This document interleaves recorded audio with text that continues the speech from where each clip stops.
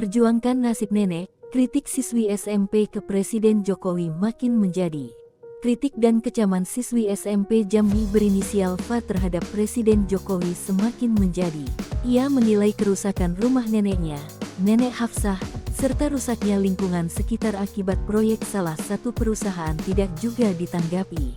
Padahal, Nenek Hafsah adalah salah satu pejuang kemerdekaan yang di masa perang merawat tentara yang terluka. Nama dan sosok F sebelumnya sempat viral di media sosial karena mengkritik Wali Kota Jambi, Syarif Fasya, dan dipolisikan. Permintaan F adalah proyek pembangunan perusahaan itu dihentikan.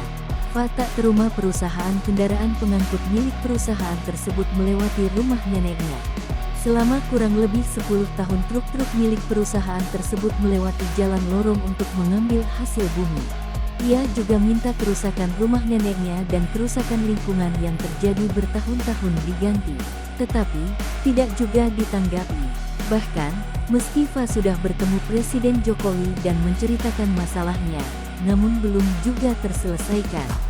Diketahui rumah milik Hafsah telah dibangun sejak tahun 1960-an sebelum perusahaan tersebut beroperasi.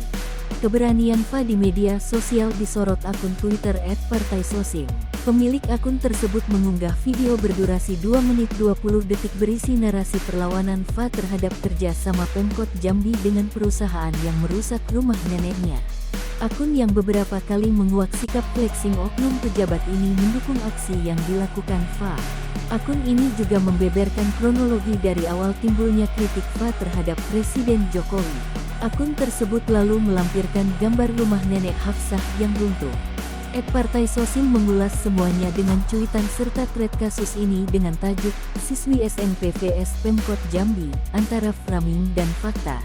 Di sisi lain, Wali Kota Jambi Syarif Fasya mengungkapkan bahwa keluarga F meminta nilai ganti rugi atas kerusakan rumah nenek Hafsah dengan nilai tak masuk akal yakni 1,3 miliar rupiah. Angka itu juga digunakan Pemkot Jambi sebagai fitnah bahwa keluarga F meminta besaran ganti rugi sebesar itu. Padahal tidak.